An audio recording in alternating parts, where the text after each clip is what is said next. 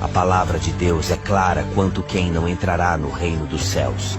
Não para estes. Ou não sabeis que os injustos não herdarão o reino de Deus?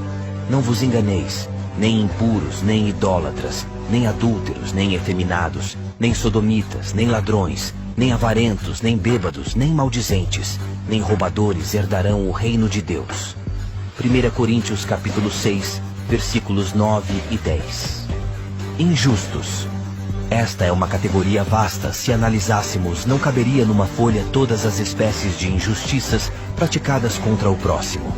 Pertence a uma classe de injustiça premeditada, inteligente, onde se dar bem a todo custo é a prioridade fundamental da pessoa, a tal lei de Gerson, atropelando subordinados e pessoas num âmbito geral.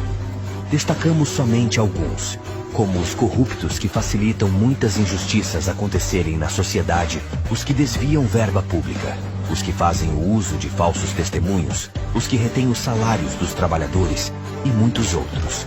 Não maquines o mal contra o teu próximo. Provérbios capítulo 3, versículo 29. Impuros.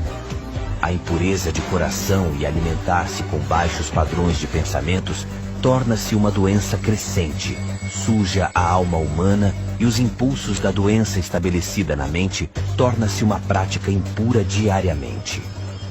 Um abismo chama outro abismo. Salmo capítulo 42, versículo 7. Idólatras. Adorar e fazer culto a imagens de esculturas é um pecado advertido por Deus desde a época de Moisés. Curvar-se a estes ídolos é um erro tamanho. Todos os santos homens e mulheres que existiram aguardam a sua recompensa. No devido tempo da ressurreição, alguns homens santos recolhidos por Deus com vida, que estão relatados nas Escrituras, são Enoque, Moisés, Elias e alguns santos que ressuscitaram antes de Jesus, no tremor de um terremoto provindo pelo meio de sua morte. Nem tampouco eles são intercessores. Nosso único e exclusivo intercessor é Jesus Cristo. Mas a adoração vai além disto. Muitos idolatram artistas, times de futebol, filhos, pais, entre outros. Tudo que o homem colocar em primeiro lugar e não Deus será dado como adoração. Mas a hora vem, e agora é em que os verdadeiros adoradores adorarão o Pai em espírito e em verdade, porque o Pai procura a tais que assim o adorem. João capítulo 4, versículos 23 e 24. Adúlteros. O adultério tem se tornado comum nos nossos dias atuais. O casamento é a base familiar em que os filhos observam os pais, assimilam o que é certo. Um lar dividido não subsiste, dando lugar a uma série de desarmonia psicológica, tanto no caráter dos filhos como no cônjuge, deste jeito se alastrando para outras desarmonias sem fim. Honrado seja entre todos o matrimônio e o leito sem mácula. Hebreus capítulo 13, versículo 4. Efeminados e sodomitas. É classificado como efeminado um homem que habitualmente mudou seu comportamento sexual, como o de uma mulher em nossos dias atuais, é chamado de homossexuais. Entra nesta categoria o lesbianismo, neste caso é o passivo. Na mesma continuidade, os sodomitas é aqueles que fazem sexo com outro homem, ou seja, o ativo. Ambas as palavras vêm de origem grega. Deus não faz acepção de pessoas. Ele ama o homem, mas abomina tais práticas. Com o homem não te deitarás, como se fosse mulher. É abominação. Levítico capítulo 18, versículo 22. Ladrões e roubadores. São todos aqueles que furtam ou roubam o que não lhes pertencem. Uma categoria vasta onde se encontram os assassinos que roubam a vida de alguém para conseguir o desejado. Roubar o suor ou sangue de uma pessoa é pecado abominável. Não roubarás. Êxodo capítulo 20, versículo 15. Avarentos. São todos que entesouram para si mesmos, não partilham, nem dividem. Poderiam amenizar o sofrimento de muitos, mas seu coração petrificou-se.